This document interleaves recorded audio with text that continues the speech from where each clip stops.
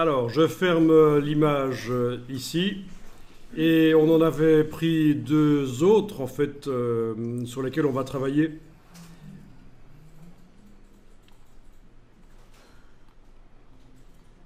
Donc, vous ouvrez une des autres images.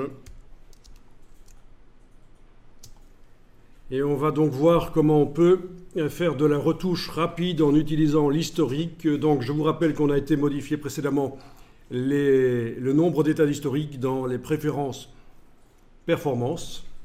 On est monté à 1000, donc c'est beaucoup mieux que les 50 qui étaient indiqués à l'origine. Et vous allez pouvoir faire des tests, des recherches créatives grâce à ça. Bon, ben, par exemple ici, on va mettre un filtre. Il va falloir penser à ceci d'abord. Il va falloir penser à utiliser le moins possible les calques. Donc, contrairement à ce qui est habituel quand on travaille dans Photoshop, on va utiliser du destructif. Ça suppose qu'on garde une copie des originaux, bien sûr, au cas où. Donc déjà, la première chose qu'on peut faire ici, c'est enregistrer l'image en changeant le nom. Et en l'enregistrant au format Photoshop, peut-être. Voilà, format Photoshop. Comme ça, je garde la JPEG originale au cas où.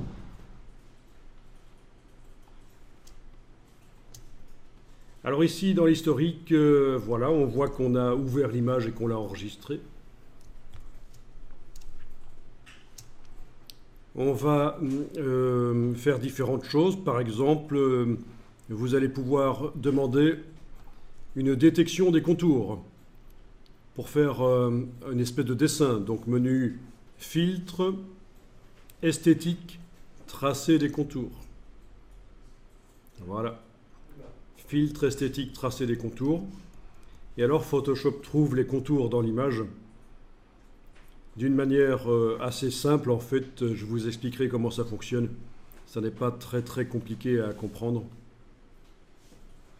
Ok.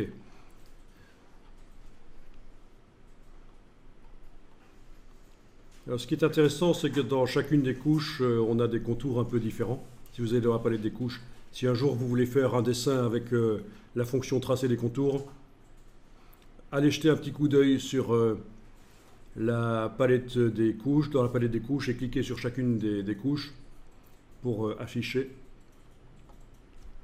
Bon, mais ici je réactive le travail sur toute l'image en couleur, donc je clique sur le mot RVB.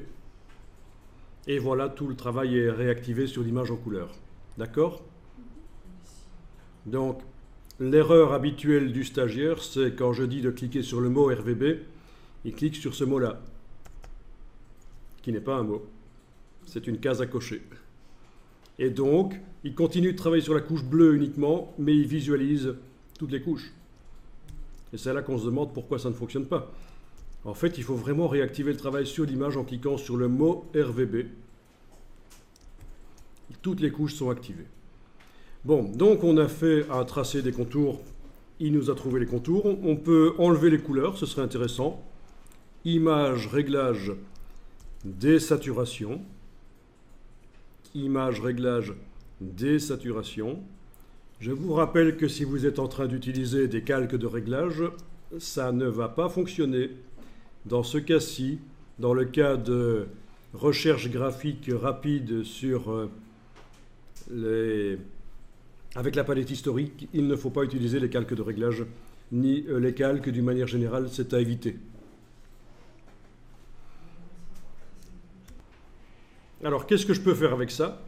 Eh bien, je peux indiquer que je vais réinjecter l'image telle qu'elle était au moment de l'ouverture en cliquant sur la case vide ici en face de ouvrir. Donc ne cliquez pas sur ouvrir parce que là vous revenez à l'image telle qu'elle est à l'ouverture. Non, il faut être sur désaturation, c'est la dernière chose qu'on a fait, mais vous cliquez sur la case vide en face de ouvrir pour indiquer que vous allez puiser les pixels à cet endroit-là. Alors je vous montre le principe ici. Je prends l'outil de forme d'historique. Je prends une forme assez grande, je zoome en arrière. J'injecte, voilà, par-ci, par-là. et je mélange donc le dessin avec la photo. Là, je suis tellement passé dessus que tout est parti, mais c'est pas grave, il suffit que j'aille réinjecter maintenant l'image telle qu'elle était au moment où j'avais obtenu un dessin gris, c'était là. Et là, je peux réinjecter, voilà, où je veux. Donc c'est vous qui gérez en allant puiser dans ouvrir ou en allant puiser dans désaturation. Vous pouvez aussi utiliser la forme d'historique avec une opacité autre que 100%. Comme ça va mélanger. Donc je clique en phase de saturation, en phase de désaturation.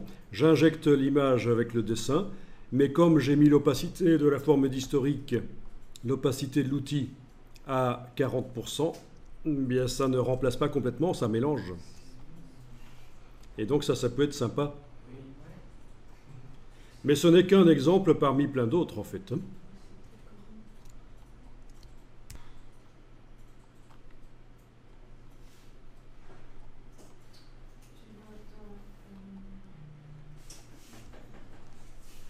Voilà, une fois que vous avez votre image qui vous plaît, vous enregistrez sous un autre nom.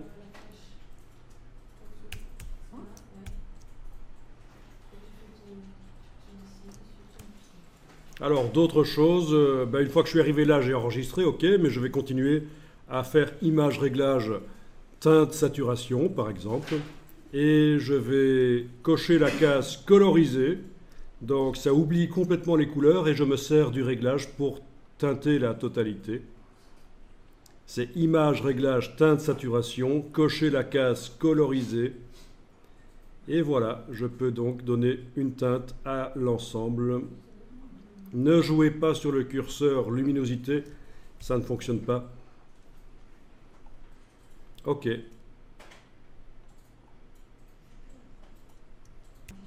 Ensuite, je vais indiquer, c'est toujours indiqué que je réinjecte ouvrir. Donc je réinjecte éventuellement ici en bas l'image originale à 100% entièrement. Voilà, elle est là entièrement. Ensuite, je peux réinjecter la version avec le dessin en noir et blanc. Je clique en phase de désaturation. Enfin, vous avez compris le principe. C'est que vous faites vraiment comme ça des tests. J'annule CTRL Z parce que c'est pas génial. Je diminue l'opacité de la brosse, je réinjecte, etc. etc. C'est vous qui voyez comment vous créez votre image. Et ça, c'est utile pour faire des recherches créatives rapides, tout en ne s'ennuyant pas avec plein de calques. Enregistrer l'image régulièrement sous un nom différent, c'est important pour la suite. Donc fichier enregistré sous et vous changez le numéro à la fin, par exemple. Je peux aussi utiliser des réglages comme les courbes ou les niveaux. Image réglage courbe. J'assombris. Voilà.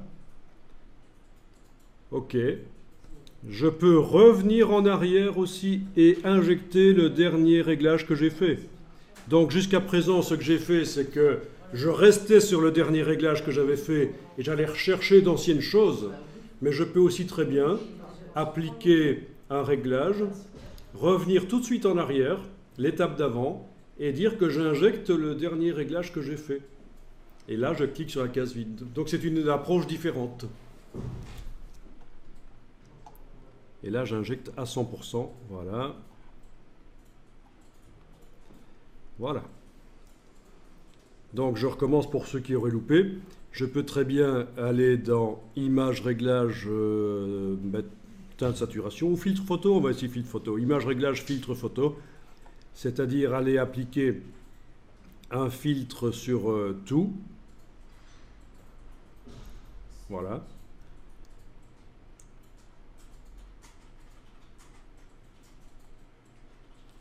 OK. Et tout de suite après l'avoir appliqué, revenir en arrière, juste avant, filtre photo, et dire que j'injecte filtre photo.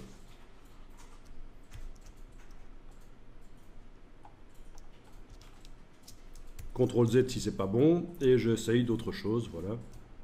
CTRL Z, Et il faut penser à annuler parce que par la suite, pour annuler, ça va être difficile.